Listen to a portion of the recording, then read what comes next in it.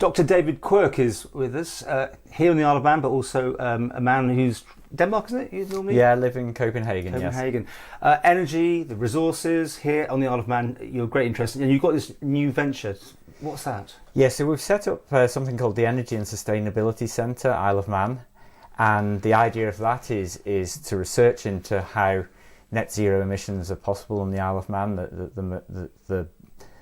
To optimise that, because we've committed within 29 years to have no greenhouse gas emissions, or essentially none, and we're also looking at engaging the public and some training and also advice information.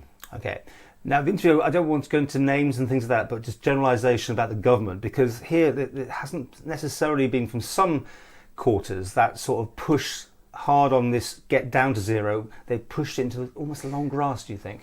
No, I think actually what the Isle has done, the government, is really impressive. But now there are many pathways to get to carbon neutrality, and so it needs to be thought carefully. And obviously everybody thinks about the cost.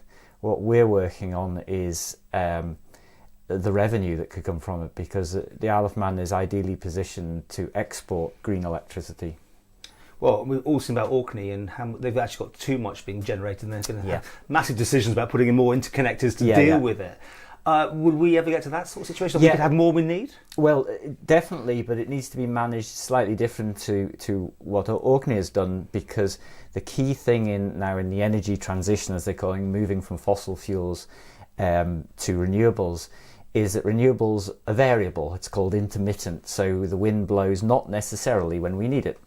So the key thing is storing that energy for when we do need it. The same way as we charge up our mobile phones and we don't necessarily switch them on, but when we do need it, in the case of a mobile phone, it's a small lithium-ion battery, and that's when we get the power. So things like pumping water up hills and things like that, and then let it come down again? I think that's the key one, because lithium-ion batteries, it's hard to get them to scale. They also have to a grid scale. They also have a bit of an environmental footprint, a significant one. There's some ethical issues there. And it's very efficient to use pumped hydro storage, as you say. And that's where Norway is going to make all its money in the future, because all the northern European countries are exporting their surplus power to Norway. Norway sells it back when the demand requires it. Well, we haven't got much going here yet, have we? I mean, Dong had this big thing years ago. We were going to have lots of wind turbines out at sea. Obviously, the shipping people weren't exactly too keen on it without more consultation. And it all seems to have disappeared. I don't know where we are, but I can see on the horizon from the UK here, but we haven't got any. Well, the world has changed partly because the UK has committed to a lot of wind power.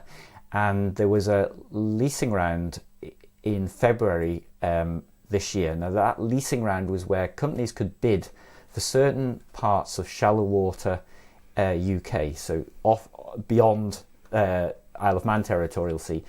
One of the licenses that BP and a German company, EnBW, acquired it's a 60-year lease. This is for the seabed, where they're allowed to research essentially wind power, whether they could site off wind turbines there. Now, that's without a contract to deliver electricity.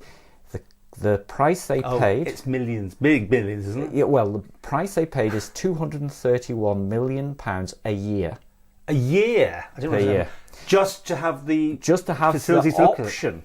It's incredible. So they don't have a contract for the energy. Should we be going down that route then? Well, the area of that license is equivalent to 20% of Isle of Man territorial sea.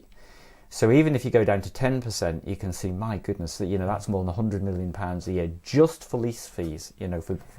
So that's renting. We haven't done anything. I keep saying it. Isn't it strange? No, do you think? There's a lot of work going on. You don't want to rush into things, but what we're hoping is to help in this work, these decisions. And the key thing, I suppose, that hasn't been fully taken into account is the revenue.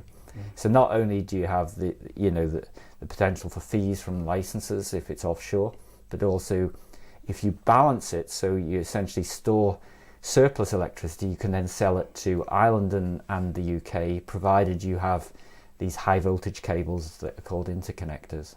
Now, you haven't mentioned tidal. I mean, here we've got some great things. I mean, the Channel Islands and up the north in Scotland, all sorts of places are doing. It's still early days, I understand, but it is there. And of course, you know what the tides are going to do, don't you? Yeah, tidal is it's sort of predictable.